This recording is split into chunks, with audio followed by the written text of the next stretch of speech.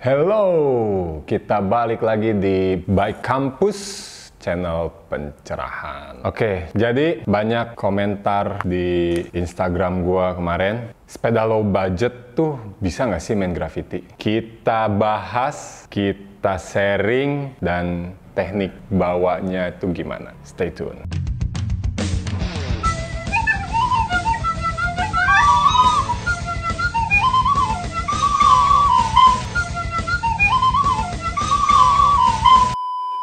Oke, jadi pertama, kenapa gue bilang sepeda low budget? Kriterianya tuh kayak gimana sih sepeda low budget itu? Jadi sepeda low budget tuh sepeda yang di rate 5 juta ke bawah ya. Apa bisa mereka itu dipakai buat main graffiti? Beragam sih ya.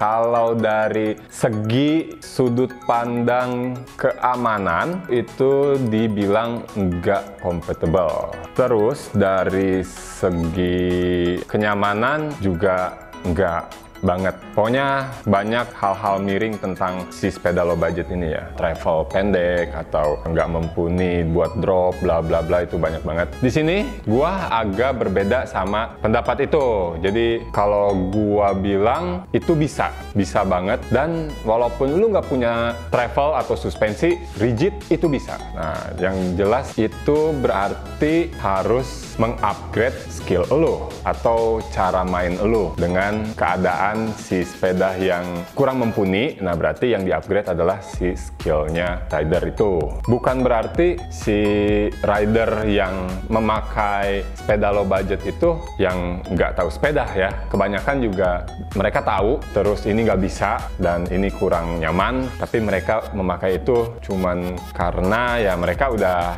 sering berlatih pakai sepeda itu ya, dan juga mungkin ada faktor ya biar gua beda aja gitu. Nah, oke. Jadi kendalanya yang pasti, yang jelas itu spesifikasi. Untuk sepeda low budget biasanya pakai part-part yang kurang bagus ya biasanya, dan bannya si peleknya juga biasanya single, jadi nggak terlalu kuat untuk dipakai ngehantem batu atau drop-drop tinggi. Jadi kenapa gua bilang itu bisa main graffiti? Karena biasanya sepeda yang punya travel pendek itu speednya gak sekenceng sepeda yang high end atau yang double crown ya. Sepeda memang untuk peruntukannya bisa sekenceng itu, cuman dengan effort yang lebih, kayak lu nahannya lebih ekstra, terus powernya lebih ekstra, fokusnya lebih ekstra, dan paling memungkinkan itu lu paling bisa 1-2 kali run konstan selevel sama si sepeda-sepeda yang memang peruntukannya. Nah, itu gua yakin itu kalian sudah pernah nyobain yang udah sering main pakai hard trail, biasanya ya hard trail DJ atau yang XC yang 120 atau yang full sus yang middle range itu. Nah, jadi gua di sini mau ngasih sharing aja untuk experience-nya ya, experience ketika lu naik sepeda itu dengan sepeda yang peruntukannya. Jadi seandainya kalau si sepeda peruntukannya kan memang didesain khusus untuk impact yang besar, terus juga speed yang kencang, dengan teknologi-teknologi yang ada di dalam sepedanya itu memang dibuat khusus untuk memungkinkan kita nyaman dan nggak terlalu effort gitu ya. Sedangkan si hard trail atau DJ atau travel pendek yang middle range itu yang kayak inilah sepeda Pacific itu oke lah ya. Ini aviator yang kayak elemen itu kita sebut yang itulah ya. Level dia lah itu. Biasanya kalau kita ingin memaksimalkan si sepeda itu agak susah untuk selevel sama si DH. Ya, bisa, cuman agak susah. Ya, yang tadi gue bilang, yang effort, tenaga ekstra itu yang mungkin lu harus keluarin dan butuh juga jam terbang dan skill ya. Tapi untuk kalian yang baru, yang mau coba main graffiti, tapi gue pengen ngerasain dulu experience-nya kayak gimana sih. Terus gue cuman punya sepeda yang ala kadar lah, kayak gini lah ya. Nah, itu bisa. Cuman nanti lu perhatiin si speednya. Nah, kontrol di speednya, terus juga posisi badannya, terus juga grip si sepedanya itu sendiri, bantingannya kayak gimana, dan itu lo harus pelajari. Biasanya si sepeda low budget ini cenderung mantul-mantul gitu ya. Kalau yang full susnya ya Yos ya, yang full susnya kan pairnya juga atau si suspensi rebound semua itunya kan ada, cuman nggak terlalu secanggih si DH ini nih, si sepeda yang high end ini. Nah, jadi di situ lo harus terima keadaan kalau ini pasti bantingannya keras dan speed gua juga nggak akan sekenceng dia. Nah, itu lu harus terima itu. Terus juga untuk pengambilan kayak apa, drop atau gap atau tabletop itu lebih baik dipelanin dulu lah ya. Jadi atau mungkin lu bisa masuk ke chicken way dulu untuk apa, cari settingan apa ya. Kalau hard trail mungkin bannya tekanan anginnya lu cari dulu, terus juga gripnya segala macam, sama posisi handlebar atau rem, terus juga joknya agak diturunin misalnya ya. Nah, itu penting juga lu perhatiin sebelum lu main graffiti gitu ya. Untuk gaya riding sendiri, karena gue juga punya hard trail ya, hard trail BJ gitu, dan low budget banget, bahannya itu chromoly, jadi agak sedikit pede karena ya chromoly kan ya. Jadi kalau alloy kan mungkin kalau buat ngehajar drop tinggi ada sedikit kekhawatiran itu belah.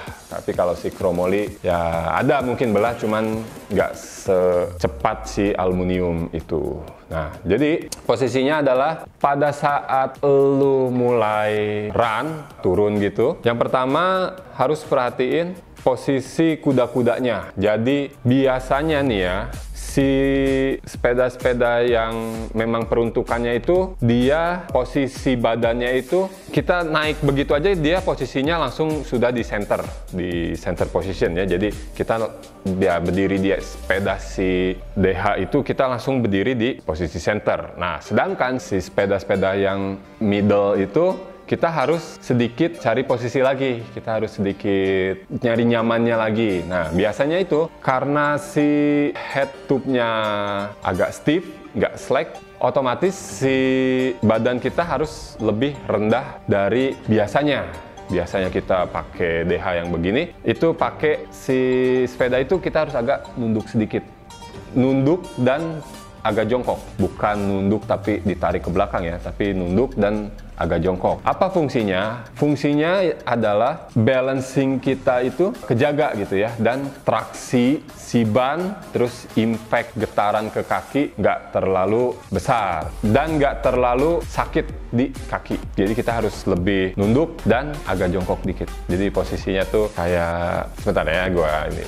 Nah, agak begini. Jadi yang biasanya kita segini, kita harus agak dive dikit, agak nunduk dikit sambil agak jongkok. Untuk getarannya sendiri itu kan ekstra power banget ya.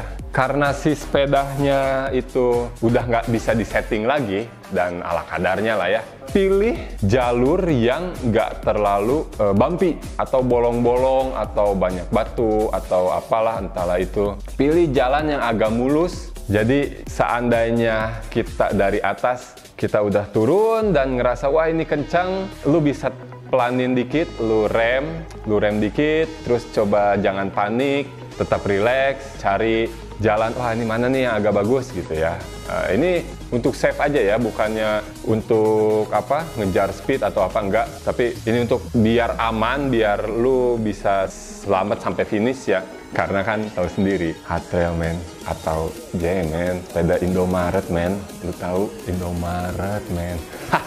Ya pokoknya lu harus cari jalan yang agak enakan dikit lah ya, biar lu juga lancar ke sananya. Nah, untuk teman-teman yang mau nyobain drop dengan sepeda yang low budget tadi, nah itu juga posisinya beda men. Jadi posisinya itu, suspensi itu harus dibantu dengan kelenturan kaki lu, biar nggak terlalu kickback ya. Jadi mentul lagi, lu harus posisiin kaki lu ikut ngayun juga. Jadi pas speed lu udah oke, lu coba, lu feeling lu udah oke, bagus, lu eksekusi, lompat. Itu kan biasanya kalau yang DH itu kan ya taruh aja gitu kan, mau impactnya sebesar apapun ya, karena suspensi dan semuanya itu mumpuni, ya dia hajar-hajar aja gitu, dan pasti nggak akan kickback, ngebalik atau tendang balik itu. Nah, sekarang sepeda kita ini yang punya ya cuman travel 100 misalnya nih ya, dan hard trail ataupun belakangnya 80 lah. Itu kita coba ambil, kita landing. Biasanya kan kalau nggak ada rebound itu kan nendang balik, sketchy, jatuh gitu kan. Nah, untuk menghindari itu, lu coba di atas jangan terlalu ditekan. Maksudnya itu ditekan tuh buru-buru lu injek belakangnya gitu loh. Jadi landing tuh belakang dulu terus depan, atau mungkin depan dulu terus belakang. Nah, itu usahain pas dua-duanya landing. Nah, gimana caranya? Nah, ya itu tadi, sebelum lu eksekusi, badan lu udah low dan agak jongkok, lu terbang, lu siap landing dengan posisi yang sama, cuman pas sudah mendarat, lu lebih flex lagi, lu lebih jongkokin lagi, terus lu tahan sepeda pas lu landing, dan tetap perhatiin jalurnya, karena banyak abis drop ini ada akar bla bla bla lah. Nah, ya pokoknya lu tetap perhatiin itu dan usahain landing depan belakang, nggak bisa begini. Kenapa nggak boleh begini? Karena seandainya lu landing belakang terus depan kan langsung ngehantem cepet gitu ya, belakang depan, nah itu bisa ada kemungkinan si head tube lu terlalu banyak impact di situ, bisa pecah, ataupun mungkin kalau lu landingnya begini, pas lu drop belakangnya landing, si chainstay-nya patah atau mungkin itu. Nah, biar bebannya dan tingkat stres pas waktu kompres itu kebagi, bisa lo taruh dua-duanya depan belakang dulu. Nah itu, terus juga posisi badannya tetap sama, fleksibel di kaki, tahan di betis, tahan di bahu, dan jangan hilang kontrol, tetap tahan. Walaupun itu ekstra ya men, itu pasti ekstra banget. Oke, jadi segitu aja. Thank you udah komen di Instagram gua kemarin. Jangan lupa juga tuh Instagram gua tuh @mrzstarscream ya. Kalau ada yang mau kasih pendapat boleh, lu bisa follow IG gua. Oke, thank you udah mantengin Bike Campus, dan see you again.